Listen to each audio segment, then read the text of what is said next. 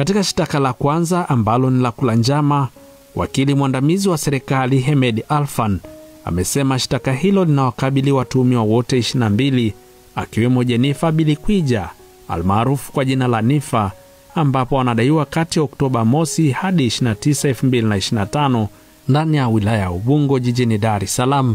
walikula njama ya kutenda kosa la uhaini.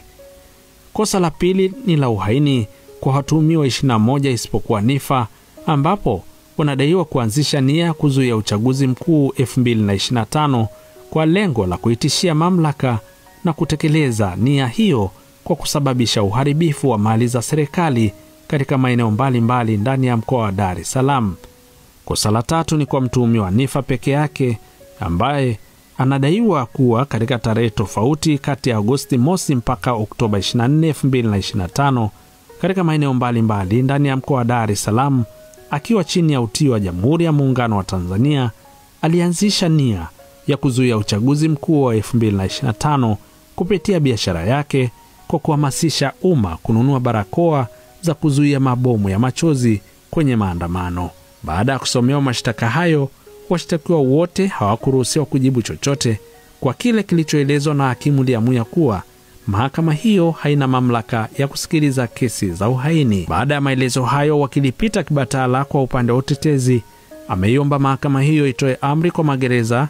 washtakiwa wote hao waliopata majeraha wapatiwe matibabu. Hata hivyo, hakimu Liamuya alitupilia mbali baadhi ya maombi ya upande wa utetezi, huku akikubaliana na ombi la washtakiwa kupatiwa matibabu na ripoti ipelekwe mahakamani. Kesi hiyo imeahirishwa hadi Novemba 11, 2025 ambapo mahakama itasikiliza hoja za upande wa Jamhuri kwa njia ya mtandao baada ya hoja zilizowasilishwa na wakili Peter Kibatala akidai kwamba hati ya mashtaka ina baadhi ya mapungufu yanayohitaji ufafanuzi wa kisheria. Katika hatua nyingine, mahakama hiyo mbele ya mahakimu tofauti imewasomea watu 130 akiwemo mfanyabiashara Ruth Slaa almaarufu kwa jina la Strong Income